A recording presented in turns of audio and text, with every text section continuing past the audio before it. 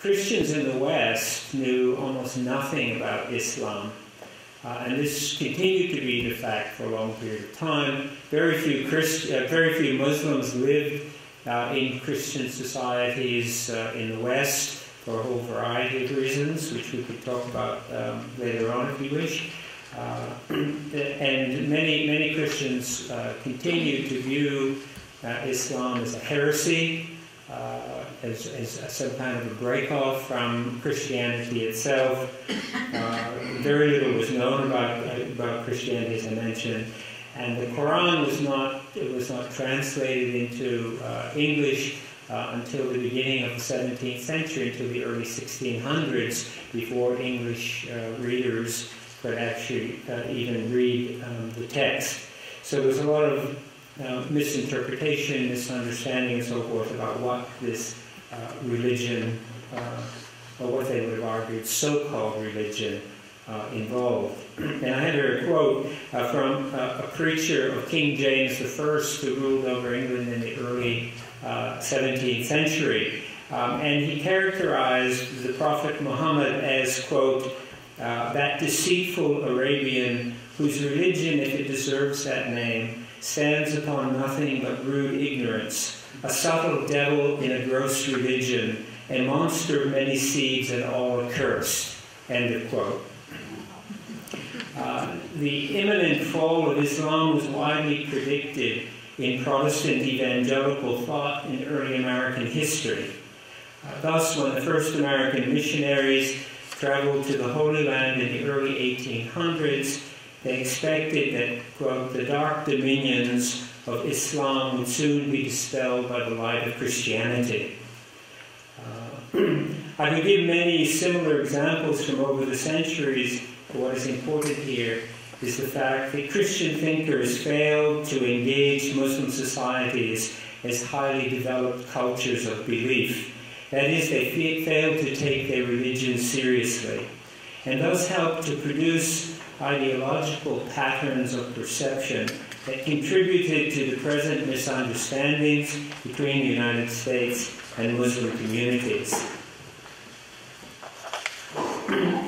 I wanted to show you, and this is why we set up this equipment, some of the some recent images, and these are only few, but just to underline this sense of interpretation, stereotyping, and so forth that's taking place in the West and in the United States in particular. So I'll just step away from the mic for a moment. And some of these predate 9/11, by the way. This is not much far back. This is one that this was the front page. This was the front page of the Atlantic. What's that? You want to use the light on this? Oh, okay. You want to do that? This was the front page of the Atlantic in 1996, and if you're not this is the turban, and this is the American flag in the eyes of this rather threatening figure here.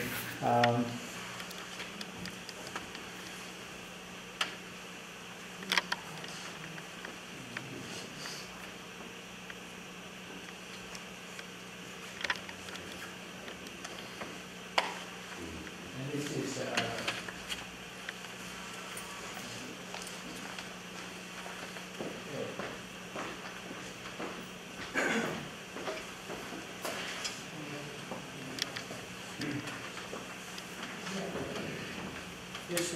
this was cut off in the production. This was from the New York Times.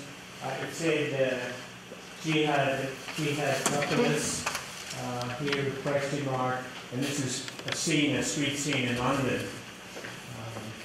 This came on the heels of the London bombing. This is also New York Times. This is on the phone. to Islam and bombs, and then goes on to talk about Osama bin Laden.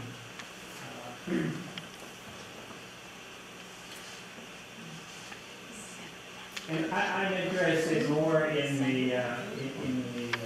this kind of general view that is presented here of foreboding and threat.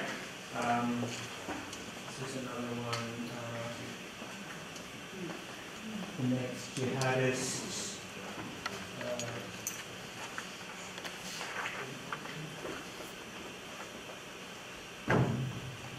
Here's another one. This is to do with Pakistan.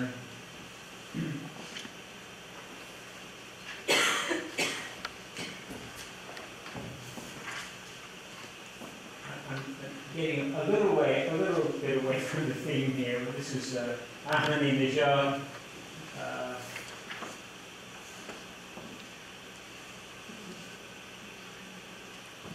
And this is the Taliban.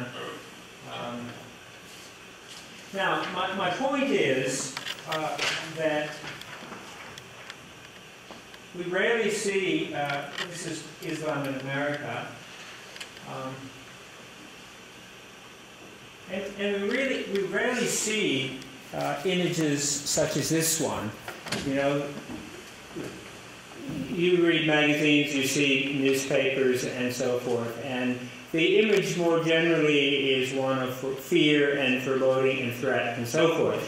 So in a country where very little is known about Islam, or very little is known about Muslim communities, I mean, these kind of images tend to reinforce what little bit we think we know or understand. That's not to say that in some of those cases there have not been threats or legitimate fears, but I mean that is often all we get. That's the only image we get.